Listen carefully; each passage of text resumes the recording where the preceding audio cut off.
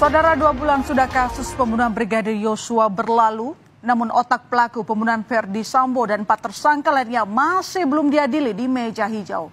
Berkas perkara para tersangka masih bolak-balik antara jaksa penuntut umum dan penyidik Polri.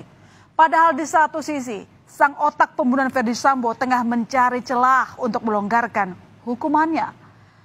Dan hari ini, saudara, Kejaksaan Agung membawa kabar baru. Berkas perkara 5 tersangka pembunuhan berencana Yosua yang sebelumnya dikembalikan ke penyidik untuk dilengkapi, kini telah diterima Kejaksaan Agung.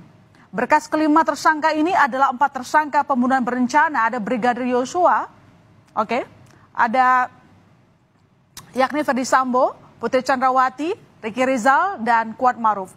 Serta 1 tersangka pembunuhan Yosua adalah Eliezer.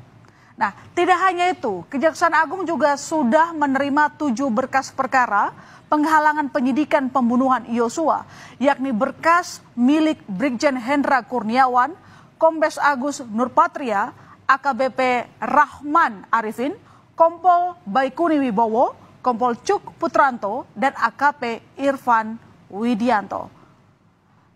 Ketujuh tersangka ini melakukan perintangan penyidikan kasus pembunuhan Yosua dengan merusak barang bukti dokumen elektronik rekaman CCTV. Kini berkas dari 7 tersangka itu tengah diteliti Kejaksaan Agung sebelum bisa dinyatakan lengkap dan siap disidangkan. Saya akan tampilkan perjalanan berkas Ferdy Sambo ini, saudara. Mengapa hingga saat ini belum bisa disidangkan? Saya bedakan ya antara sisi 4 tersangka dengan Putri Chandrawati karena berkas ini tidak diserahkan bersamaan. Berkas perkara Ferdy Sambo, kemudian ada Eliezer, Ricky Rizal, dan Kuat Maruf pertama kali diserahkan penyidik Barreskrim Polri ke Kejaksaan Agung pada 23 Agustus 2022. Lalu 6 hari kemudian pada 29 Agustus menyusul berkas Putri Chandrawati ini masuk ke Kejaksaan. Namun karena berkas perkara ini masih belum lengkap, pada 1 September Kejaksaan Agung mengembalikan berkas perkara 4 tersangka ke penyidik untuk dilengkapi. Begitu juga dengan nasib berkas perkara Chandrawati. Di 8 September berkas perkara Putri dikembalikan karena belum lengkap secara material atau formil.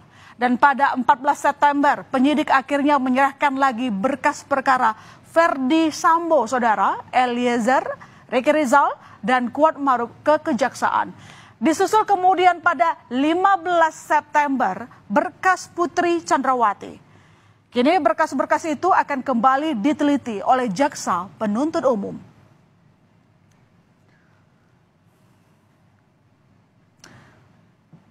Dan inilah dokumen berkas perkara 4 tersangka kasus pembunuhan berencana Brigadir Yosua yang sedang bolak-balik dari Kejaksaan Polri dan kembali lagi ke Kejaksaan. Pertanyaannya, mengapa Kejaksaan butuh waktu lama untuk memproses berkas perkara Ferdy Sambo ini? Menurut Komisi Kejaksaan, Kejaksaan tengah hati-hati dan teliti sebelum membawa perkara ke meja hijau. Berkas perkara yang dibawa jaksa haruslah memenuhi syarat formil dan material. Karena ketika perkara sudah sampai di meja persidangan, perkara itu menjadi tanggung jawab jaksa penuntut umum untuk bisa membuktikan kejahatan terdakwa.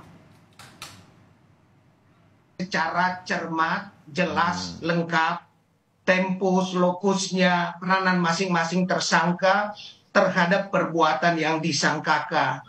Lalu alat-alat buktinya, Mas Bayu, keterangan saksi, ahli, surat, petunjuk, termasuk keterangan tersangka sendiri, dan pertanggungjawaban pidana dari para tersangka itu. Jadi itu harus tergambar dalam berkas perkara, Mas Bayu, sebab berkas perkara itulah dasar dari penuntut umum untuk membuat dakwaan. Agar dakwaan itu cermat. Di saat Polri dan Kejaksaan berpacu dalam waktu untuk segera menyeret Ferdy Sambo ke meja hijau, muncullah dugaan jika Ferdy Sambo punya masalah kejiwaan. Isu ini pun jadi sorotan karena dikhawatirkan jadi celah Ferdy Sambo untuk meringankan hukumannya. Ya, karena dalam pasal 44 KUHP saudara tertuang, barang siapa melakukan suatu perbuatan dalam kondisi tidak waras atau gila, maka orang tersebut tidak bisa mempertanggungjawabkan perbuatannya secara pidana. Dan biasanya ya, majelis hakim akan merekomendasi agar orang tersebut menjalani masa percobaan di rumah sakit jiwa selama 1 tahun. Kemudian psikolog forensik Reza Indragiri menilai Verdi Sambo mungkin saja memiliki masalah kejiwaan. Tapi bukanlah gangguan kejiwaan yang membuat Sambo bebas dari hukuman. Dugaan gangguan kejiwaan bukan merupakan faktor tunggal Sambo melakukan aksi pembunuhan keji. Gangguan kejiwaan yang dimiliki oleh FS, andaikan dia punya gangguan kejiwaan itu, saya yakin bukanlah gangguan kejiwaan yang membuat dia akan bisa lolos dari hukuman atau lolos dari pidana.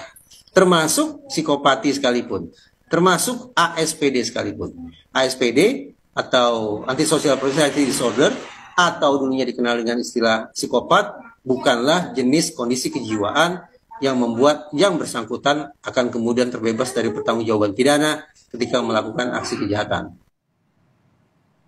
Ya, ada 2 perkara tengah menjerat Verdi Sambo ya saudara. Ancaman pasal berlapis pun menanti Sambo. Yang pertama sudah pasti jelas tentang pembunuhan berencana. Dalam pasal ini menyatakan barang siapa yang dengan sengaja dan berencana merampas nyawa orang lain terancam hukuman pidana mati, penjara seumur hidup atau penjara paling lama 20 tahun. Ini pasal pertama ancaman hukumannya sudah tidak main-main. Oke, lalu perkara lain adalah perintangan penyidikan. Sambo terbukti menghalangi proses penyelidikan Brigadir Yosua dengan mengacak-acak TKP dan membuat seolah terjadi tembak-menembak, serta memerintahkan sejumlah perwira Polri untuk menghilangkan barang bukti CCTV. Karena perbuatannya ini, Sambo diancam pasal 221, pasal 223, dan pasal 55 atau 56 KUHP dengan ancaman hukuman maksimal 4 tahun penjara. Selanjutnya masih perkara perintangan penyidikan, namun dalam lingkup Undang-Undang ITE.